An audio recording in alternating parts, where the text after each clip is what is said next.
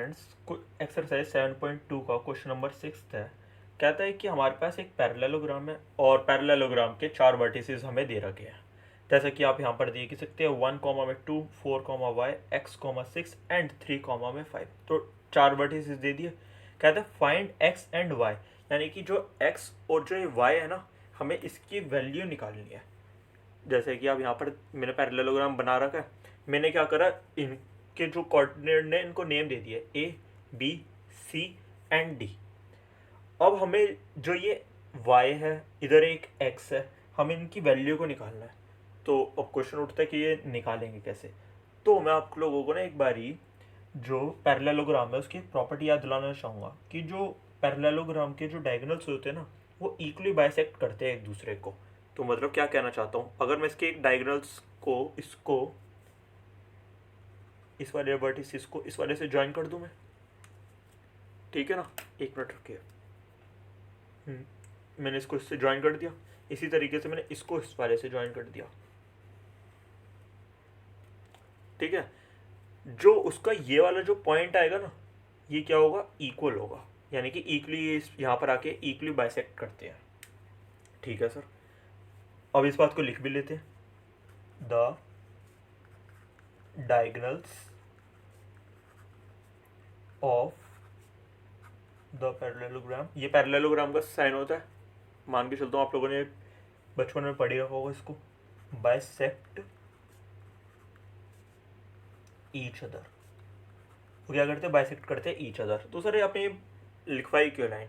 अरे दोस्तों देखो, अगर मैं ए और सी, ये जो पूरी लाइन है, इसके बीच के अंदर मैं मिड पॉइंट फॉर्मूले को लगा दूँ तो इसका मिड पॉइंट क्या होगा, ये, ठीक है। इसी तरीके से अगर मैं मिड पॉइंट फॉर्मूले को बी डी लाइन में लगा दूँ तो इसका मिड पॉइंट भी क्या होगा, ये आएगा। और इन दोनों को मैं आपस में इक्वल रख के कंपेयर करने लग जाऊँ तो उससे मेरी क्या होगी, वाई की वैल्यू आ जाएगी और एक्स की, ठीक है। तो लिख लेते हैं इसको। हम क्या करेंगे इस क्वेश्चन के अंदर, आइए देखते हैं। हम कोऑर्डिनेट्स जो होंगे हमारे, coordinates of mid point of A C को, किसके, ए सी, इसके किसको इक्वल कर रख देंगे हम, कोऑर्डिनेट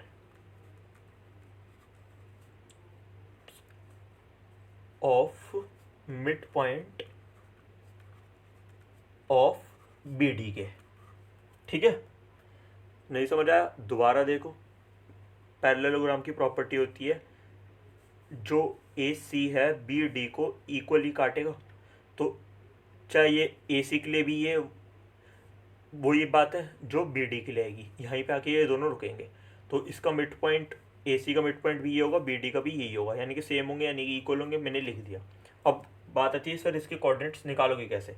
देखो मैंने आप लोगों को बता दिया था, जब हमें किसी चीज़ का बीच का पॉइंट निकालना होता है तो हम वहाँ पे क्या लगाते हैं, मिड पॉइंट फॉर्मूला। तो पहले एक बार याद करते हैं मिड पॉइंट फॉर्मूला होता क्या, तो लिख लेते हैं मिड पॉइंट फॉर्मूले को एक बार लिख लेते हैं, ठीक है ना, जिससे हमें याद आ जाएगा होता क्या था ये। हम क्या करते थे, हमें एक लाइन दे रखी होती थी, एक सेकेंड दिख रहा है ना अब आप लोगों को, हमें वहाँ पर एक लाइन दे देता था, जैसे कि यहाँ पर, और मान लो अगर ये ए है, ठीक है ना, और ये क्या है हमारा सी है, ये क्या है x1 और ये क्या हमारा y1, इसी तरीके से ये क्या हमारा x2 और ये क्या हमारा y2। हमें इसका बीच का पॉइंट दे दिया और इसको क्या दे दिया, मान लो इसको कुछ n मान लेते हैं, ठीक है ना। हमें n को निकालना है तो इसको क्या मान लिया, x कॉमा में y। मिड पॉइंट फॉर्मूला क्या कहता है, जो एक्स वाई है ना, यानी कि जो ये पॉइंट कौन सा हमारा n है, यानी कि x कॉमा जो y है, इसको कैसे निकालेंगे। अगर मैं x1 के अंदर x2 को प्लस कर दूं, x1 प्लस में x2, और डिवाइड किससे कर दूंगा मैं, 2 से। इसी तरीके से मैं इसके y1 प्लस में y2 कर दूंगा और डिवाइड किससे कर दूंगा, 2 से। जब मैं ऐसा कर दूंगा तो हमारे पे क्या आ जाएगा, x आ जाएगा, y, यानी कि ये वाले कोऑर्डिनेट्स आ जाएंगे। ये तो हमारा मिड पॉइंट फॉर्मूला। तो आइए इसको ए सी के लिए, यानी कि जो हमारी लाइन है ए सी, यहाँ पर आप देख सकते हैं, इसके अंदर लगाऊंगा मैं 1 के अंदर मैं x को प्लस करूँगा, फिर 2 के अंदर 6 को प्लस करूँगा, दोनों साइड को 2 से डिवाइड कर लूँगा, और इक्वल किसके रख दूंगा, 4 प्लस में 3 के अपॉन में 2, y प्लस 5 के अपॉन में 2, इसके इक्वल करके मैं कंपेयर करके आंसर निकालूंगा। तो आइए एक बार इसको निकालते हैं।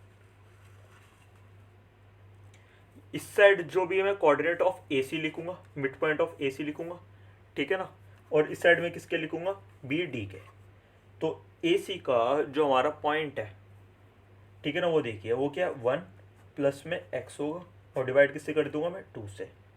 इसका क्या होगा, y1, देखो ना y1 प्लस में y2 डिवाइड किससे करूँगा, 2 से। 2 प्लस में 6, यहाँ पे मैंने इसको लिख दिया। ये किसके इक्वल होगा, अब BD के अंदर मैं मिड पॉइंट फॉर्मूला को लगाता हूँ। देखो BD के अंदर कैसे लगाएंगे, 4 प्लस में 3 और फिर डिवाइड किससे करूँगा, 2 से। y प्लस में 5 और डिवाइड किससे करूँगा, 2 से। लिख लेते हैं यहाँ पे 4 प्लस में 3 और डिवाइड किससे कर दिया मैंने, 2 से। मिड पॉइंट फॉर्मूला ये तो कहता है डिवाइड किससे करो, 2 से। बीच का पॉइंट जब निकालते हैं, y प्लस में 5 और डिवाइड बाय 2।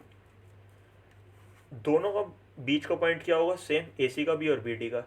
अब देखो, जब आपने कोऑर्डिनेट ज्योमेट्री को पढ़ना शुरू करा हुआ था तो आपके टीचर्स ने आपको एक बात बताई होगी, जो किसी भी कोऑर्डिनेट का पहले वाला क्या होता है x और बाद वाला क्या होता है y,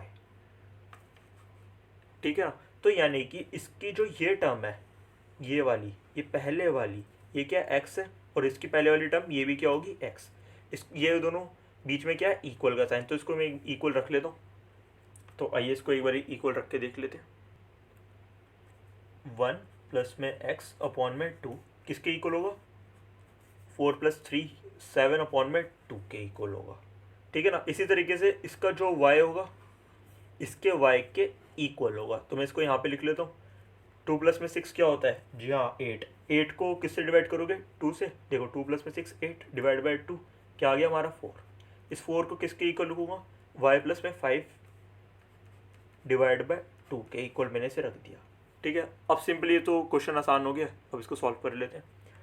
2 से 2 कैंसिल। देखो जब डिनोमिनेटर हो चाहे न्यूमरेटर हो, ठीक है ना, जब अगर कोई चीज़ सेम है ना, डिजिट सेम है, यहाँ पे भी 2 है यहाँ पे भी 2 है, तो कैंसिल हो जाती है।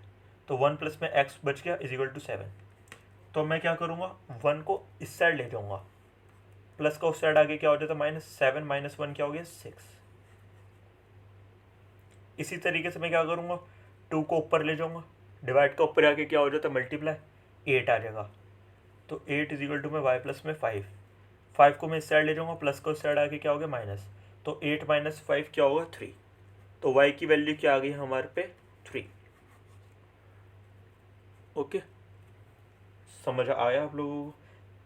हमारे पे x की वैल्यू क्या आ गई, 6, y की वैल्यू क्या आ गई, 3।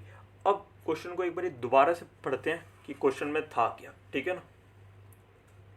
हमें एक पैरेललोग्राम दे रखा था, उसके 4 कोऑर्डिनेट दे दिए, ABCD। AC का जो मिड पॉइंट होगा वही BD का मिड पॉइंट होगा, क्योंकि पैरेललोग्राम के अंदर जो डायगोनल्स होते हैं इक्वली बाइसेक्ट करते हैं। मैंने हेडिंग बना ली थी, coordinate of mid point of AC किसकी इक्वल होगा, coordinate of mid point of BD के। फिर उसके बाद मैंने क्या करा, मिड पॉइंट फॉर्मूला लिख लिया, x1 प्लस में x2 divide by 2, y1 plus में y2 डिवाइड बाई 2। इसके पहले वाले में इसके पहले वाले को मैं जब प्लस कर देता हूँ और डिवाइड किससे करूँगा, 2 से, तो हमारे पे ये आ जाता है, ये वाला x, ठीक है ना। इसी तरीके से y1 प्लस में y2 कर दूंगा और डिवाइड किससे करूँगा, 2 से, तो हमारे पे ये आ गया y। फिर मैंने यहाँ पे मिड पॉइंट फॉर्मूला लगा दिया था AC के लिए और BD के, दोनों के 1 प्लस में x कर दिया था, डिवाइड किससे कर रहा था, 2 से। 2 प्लस में 6 कर रहा था, डिवाइड किससे कर रहा था, 2 से।